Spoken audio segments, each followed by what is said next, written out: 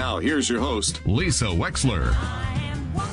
Well, if I was a cynical person, and I might be a cynical person, I might be able to draw a correlation, an interrelationship, if you will, between the Stupak Amendment, which is rapidly being called the Stupid Amendment, at least to me, which is the amendment that was passed on the eve or the day before the eve of the passing of this health care reform bill, which is the amendment that essentially makes it extremely difficult for women who want to have any health care coverage for reproductive rights to get it, because what the Stupak Amendment said, which was incidentally applauded and passed by Nancy Pelosi, the first woman, let us not forget, who is the Speaker of the House of Representatives, someone who represents an extremely liberal part of California, someone who women counted on as a role model and an inspiration. Well, she heralded the passage of this bill that many women are calling a complete betrayal of women's rights, something that has set back women who care about reproductive rights for women about 30 years. Why?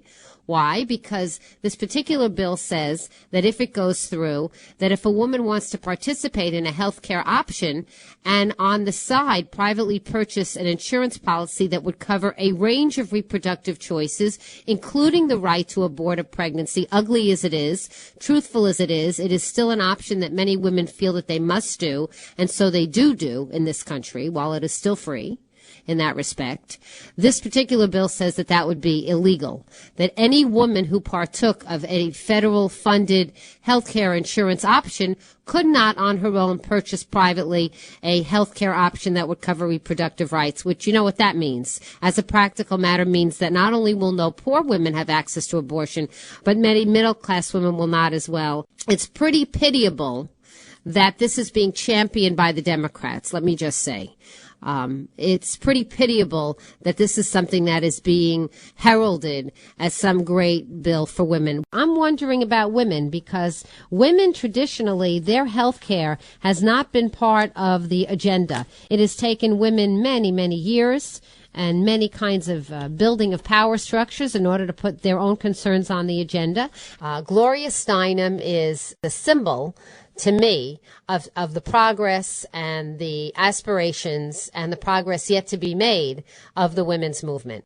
But she, Betty Friedan, these two women really were the icons of the women's feminist movement for progress.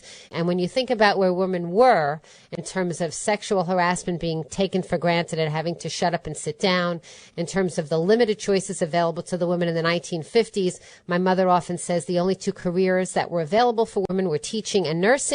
And if you didn't want either one of those traditionally helping professions, you were pretty much out of luck. There are only a few people that really were brave and led the forefront. There were many, many followers, don't get me wrong. The movement had a place in this world and time because these women didn't stand alone. But leadership counts. And just as Martin Luther King didn't do it alone and is the face and was the face, may he rest in peace, of the civil rights movement, well, so is Gloria Steinem, the face of the civil rights movement for women. And she's still alive, and people don't know her name, which is a crime and a shanda and a disgrace and a reflection of our school system and a reflection of our culture, and frankly, a reflection of where we put women in the scale and the sphere of, in the forefront of our consciousness. And here is my interview with Gloria Steinem, in which I think if you listen, you'll hear love. Gloria Steinem, I'm so happy to be talking to you. I wanted to ask you something, because you are an icon as well as a person. And you are. And so I want to ask you, as you look back over your activism and your career, what are you proudest of in terms of your own accomplishments? What always makes me the proudest is when some woman or man comes up to me and tells me how their lives have changed. And to have been any part of that. I realize that they're coming to me because I happen to be recognizable as part of something. That's Yes. not personal, that's a movement. And to have been part of that, I'm very proud. Also, in looking back, what you might regret that you didn't accomplish that you wanted to, or that the women's movement that you led has not yet accomplished. Well, from a movement point of view, I think I would have thought all those years ago that if we had the majority on our side, that we would get legislation that we had. In other words, I thought we had a democracy. And you don't think so? No, I don't. No, What do you don't. think we have? We have a very limited democracy. We have to remember that it's been, just not even a century, obviously, since women of all races got the vote. 1920. So, for example, this health care bill that we're talking about, I was shocked, I've said this on my show, that Nancy Pelosi, who was a woman from San Francisco, no less, 5 children, you would have thought would have said, here is a line of demarcation. I cannot lead this forward without protecting women's reproductive rights in all of their, spheres. Well, obviously I agree with you. What I'm not sure of are the internal tactics, because what she says is that she was confident that it could be conferenced out, as they say. She's led a lot of fights in her life. I profoundly wish that this were not there. It makes no sense. So we're dealing here with a very small, focused, undemocratic group that would have appalled our founders, who felt there should be a separation between church and state.